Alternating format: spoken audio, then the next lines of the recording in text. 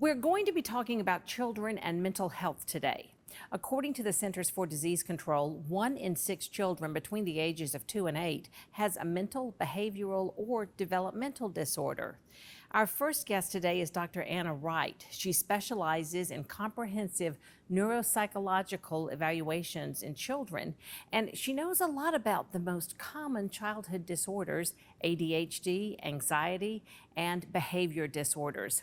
Dr. Wright is an assistant professor in the Department of Pediatrics at the Medical College of Georgia. Thank you for taking the time to be with us today. It's great to be here. Thank you. Wonderful. Well, this is such an important topic, and I want to just get right into it. Your expertise is in identifying and managing disorders in children. So the first question obviously is, how do you define a disorder? Sure. So there's a few different ways to think about it. I think we all have things that we're really good at and things that we struggle with. So I often tell parents there's a difference between perhaps a learning difference and a learning disorder. So the clinical definition is that we're looking for a functional impairment. So a child has something going on in their life that substantially impacts either their functioning at home, their functioning at school, or even in their friendships. The clinical definition is that it's a mental or a behavioral pattern that reflects some type of dysfunction in an underlying process. That could be biological, developmental, or even psychological. Okay, that's a lot. And it makes a lot of sense. And so it leads you to think, what are some of the things in a child's life that impact their health, their mental health? Right. So mental health is impacted by a lot of different things. There are genetic factors. So some things are passed down throughout families, but we also know that there are a lot of environmental factors. So there are things that exist within the family, within the community. There's healthcare factors.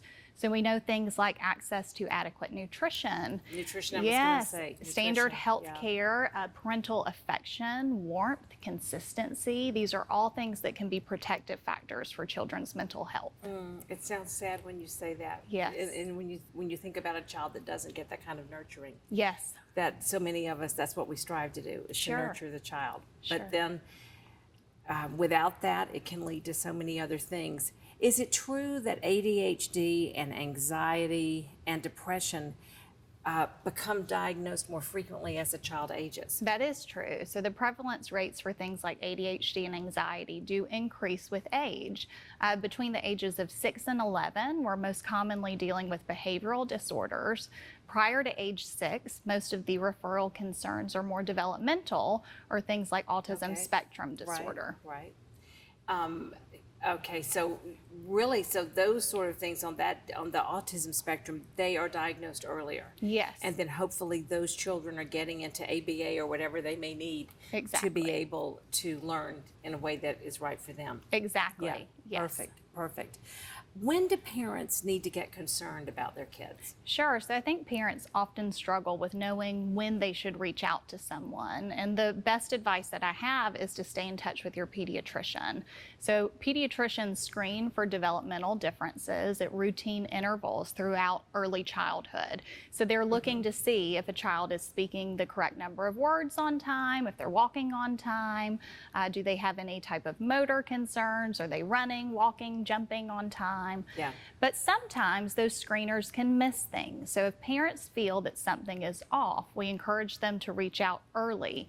As soon as you notice that something might be a little bit different or you have a concern, reach out to your pediatrician. Yeah. And those are things that you can observe just like in a little play group. Yes. When you see your children with other or with a cousin who might be about the same age and they're not doing the same things. My daughter right now is pregnant with her first baby. Yes. And it's so interesting to me because like when I was pregnant with mine, it was the books. It was the what to expect when you're expecting. She has all of that on her phone. Yes. And she has like an app and she'll say, "Oh, Mom, the baby is the size of an eggplant today." Yeah. She has an app that's telling her where she is in her pregnancy. But there are apps for other developmental milestones, aren't there? Exactly. So the CDC has a developmental milestone tracker that we commonly recommend to parents. Sometimes having data, something at your fingertips that shows you my child isn't quite meeting this milestone on time, can really encourage parents and push them to make that conversation happen with their pediatrician. Makes a lot of sense. Yeah. Makes a lot of sense. And it is important to note that there is a distinction between the kind of screening that's done in schools to see which child may benefit from special education. Sure. And then the screening that's more clinical for a disorder. Exactly. So I think parents often get confused. They come to us or a pediatrician looking for perhaps a diagnosis, like does my child have ADHD? Yeah. Does my child have autism? Often these same children are struggling in school. So schools have a different set of tests and different things that they screen for, really looking more at the educational impact.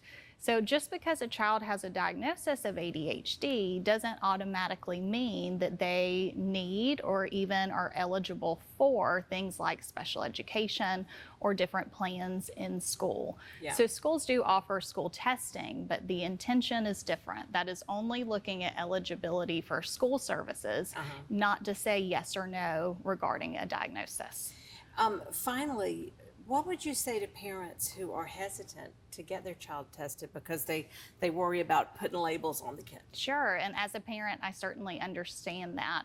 But access to early intervention and treatment is the most important. And knowing what something is important because it leads to effective treatment.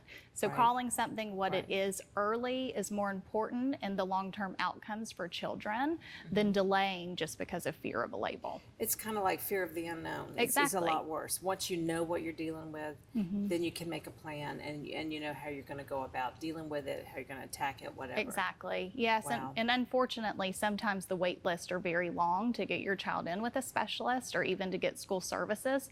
So Yeah. I always say act early and be persistent. That is really important, the act early especially. If you have concerns about your child, the American Academy of Pediatrics recommends the acronym TAKE NOTE.